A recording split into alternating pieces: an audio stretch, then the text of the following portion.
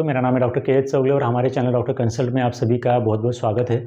तो आज के इस वीडियो में हम बात करने वाले हैं कि किसी भी व्यक्ति में लगातार डकारें क्यों आती है, लगातार डकारें आने का कारण क्या होता है, उसको हम किस तरह से ट्रीट कर सकते हैं, इसके बारे में आज हम इस वीडियो में आगे बात करने वाले हैं। सबसे पहली बात, अगर किसी भी पेशेंट में एसिडिटी की प्रॉब्लम है, एसिड रिफ्लक्स की प्रॉब्लम है, उस पेशेंट के स्टमक मतलब खाने के थैली के अंदर अगर ज़रूरत से ज़्यादा एसिड बन जाता है और वो एसिड ऊपर आने की कोशिश करता है, उसको हम एसिड रिफ्लक्स बोलते हैं।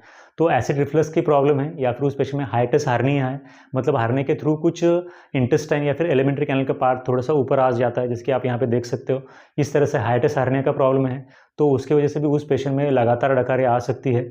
एसिड रिफ्लक्स का प्रॉब्लम है, एसिड रिफ्लक्स का प्रॉब्लम है, तो भी उस पेशेंट में लगातार डकारें आ सकती है। उस पेशेंट के अंदर अगर स्टमक अल्सर है या फिर स्टमक के अंदर गैस्ट्राइटिस बना हुआ है, तो भी उस पेशेंट में लगातार डकारें आ सकती है। किसी भी पेशेंट के इंटेस्टाइन के अंदर बहुत ज़्यादा मात्रा में बैक्टीरिया है, तो उसके वजह से भी उस पेशेंट में डकारें आ सकती है। इसके साथ साथ अगर उस व्यक्ति में पैनक्रियाटिक कोई डिसऑर्डर्स है, अगर कोई व्यक्ति है जिसको पैनक्रियाज का कोई प्रॉब्लम है, कोई शराब लेने वाला पेशेंट है, तो उसके अंदर पैनक्रियाज को, लीवर को प्रॉब्लम हो चुका है, तो ऐसे पेशेंट के अंदर भी लगातार डकारें आ सकती है। लगातार डकारें आना एक अस्थमा का इंडिकेशन भी हो सकता है, मतलब जिस पेशेंट में लगातार डकारें आ रही है, उस पेशेंट में आगे जाकर के हम देखते हैं कि अस्थमा की कंप्लेंट भी देखी जाती है। लगातार डकारें आना ये अस्थमा के होने का एक पूर्व संकेत भी आप मान सकते हो। उसके बाद पोस्ट नेजल ड्रिप्स होना, खाने के अंदर अगर हम ज़्यादा ऑयली स्पाइसी चीज़ें खाते हैं तो उसकी वजह से भी डकारें बार बार आ सकती है। उसके बाद लैक्टोज इंटॉलरेंस होना, जिन भी चीज़ों के अंदर लैक्टोज ज़्यादा मात्रा में होता है उन चीज़ों को खाना, इसके वजह से भी लगातार डकारें आ सकती है। इसके साथ साथ शुगर फ्री कैंडीज़ खाना या फिर बार बार च्युइंगम चबाते रहना, इसकी वजह से हम जाने अनजाने में एयर सॉलो कर लेते हैं, इसके वजह से भी हमें बार बार डकारें आ सकती है। इसके बाद ज़्यादा मात्रा में फ्रुक्टोज़ लेना, जो कि फ्रूट्स के अंदर पाई जाने वाली एक तरह की शुगर होती है, तो ज़रूरत से ज़्यादा फ्रुक्टोज़ लेना या फिर कुछ ऐसे तरह के ड्रिंक्स लेना जिसके अंदर कार्बन डाइऑक्साइड ज़्यादा होता है, फॉर एग्जांपल बियर।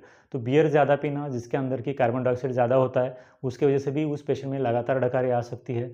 फ्रुक्टोज ज़्यादा लेना, उसकी वजह से भी उस पेशेंट में लगातार डकारें आ सकती है। अगर किसी भी पेशेंट में बहुत ज़्यादा मेंटल स्ट्रेस है, तो उस व्यक्ति में भी लगातार डकारें आ सकती है। इसके बाद आप किस तरह से खाना खाते हैं, ये भी काफ़ी ज़्यादा ज़रूरी होता है। अगर आप ठीक से खाना नहीं खा रहे हैं, मतलब ज़्यादा तेज़ खाना खाते हैं, ज़रूरत से ज़्यादा स्लो खाते हैं, बीच बीच में लगातार पानी पीते रहते हैं या बीच में पानी भी नहीं पीते कुछ भी, या फिर बहुत ज़्यादा ऑयली स्पाइसी खाना खाते हैं, ज़्यादा तीखा खाते हैं, ये भी कुछ ऐसे अपने खाने के हैबिट्स होते हैं जिनकी वजह से उस पेशेंट में लगातार डकारें आ सकती है।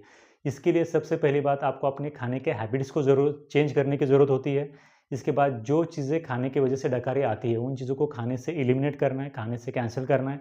इसके पीछे कोई मेडिकल कंडीशन है तो प्रॉपर किसी गैस्ट्रोएंटरोलॉजिस्ट के पास जाकर के उस कंडीशन का इलाज करना है, यही इसका इलाज होता है। सो thanks for watching this video. आज हमने इस वीडियो में बात की कि लगातार डकारें क्यों आती है और उसको किस तरह से ट्रीट करते हैं, इसके बारे में। So thanks for watching this video till then, thank you very much.